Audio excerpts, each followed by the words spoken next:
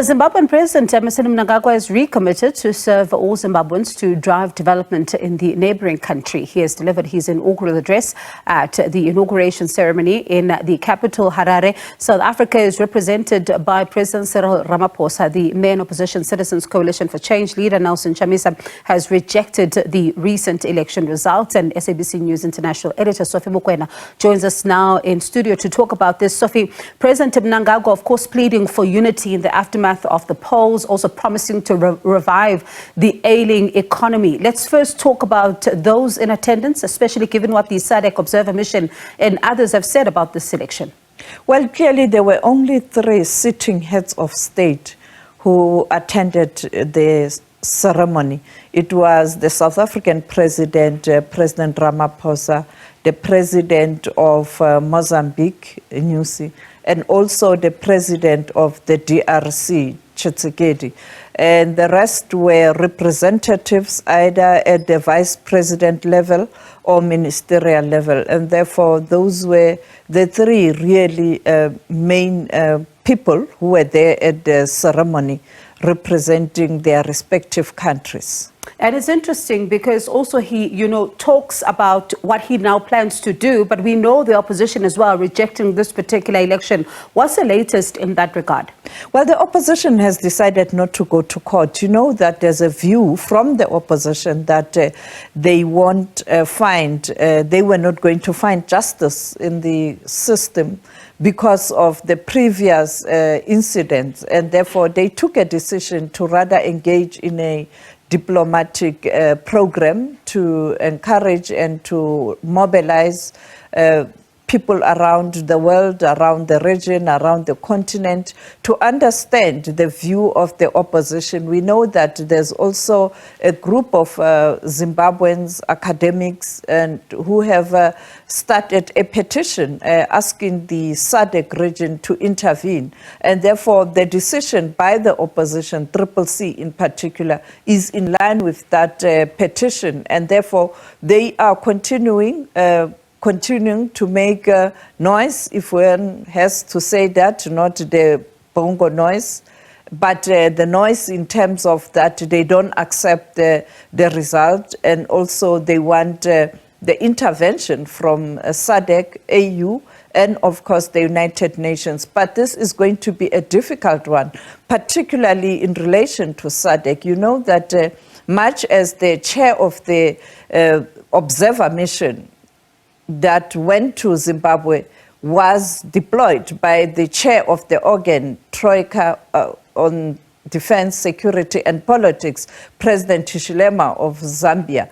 President Mnangagwa is the incoming chair of the AU heads of state and government leadership at the SADC.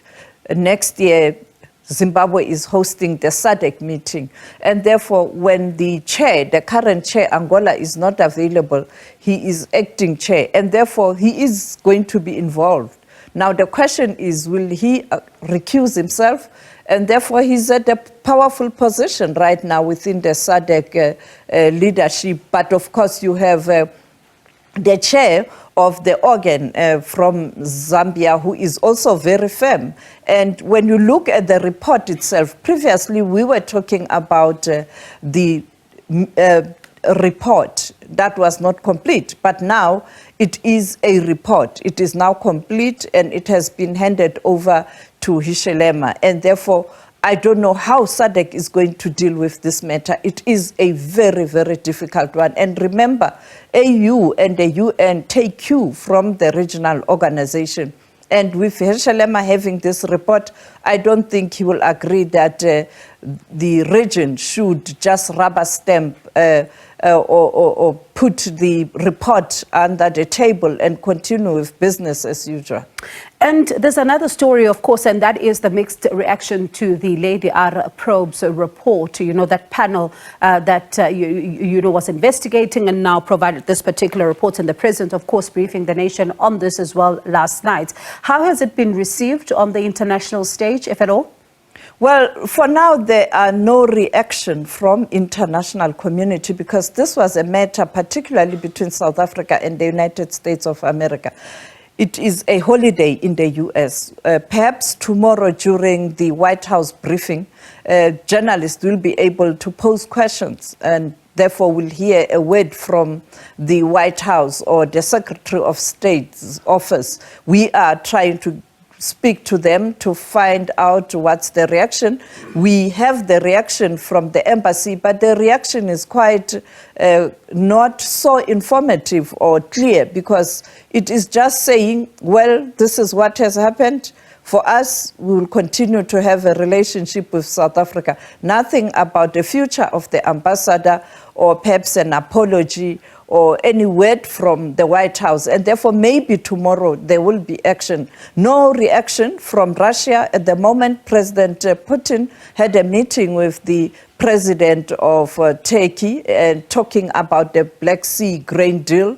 And therefore, there's no word from the international community. It is a matter between South Africa and the United States of America. But of course, a damaging incident there, and therefore we hope that the finance minister, Minister Godongwane, when he's presenting his MTF, he will be able to quantify the damage, because there was a huge damage to the currency, to the economy, and also in relation to the image of the country.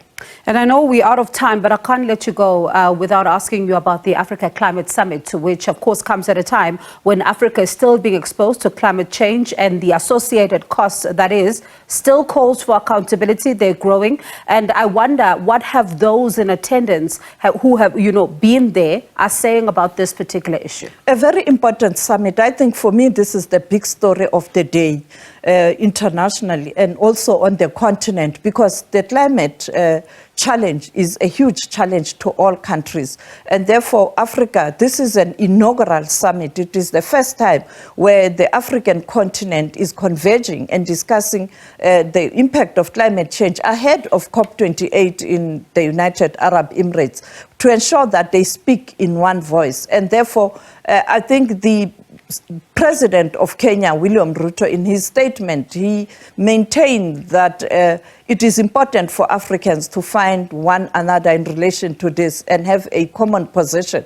And the common position is around what do you do with implementation and fast tracking of renewables, while on the other hand, you take into consideration that other countries are not developed. Only those who are developed, who are the main emitters and who have caused this damage. And therefore, what are they going to do? The Loss and Damage Fund and the developed countries pushing back. And therefore, we expect the Secretary General of the United Nations tomorrow to send a very strong message that he has ever delivered in relation to climate change, because we have regressed. We are not even going to meet our development goals.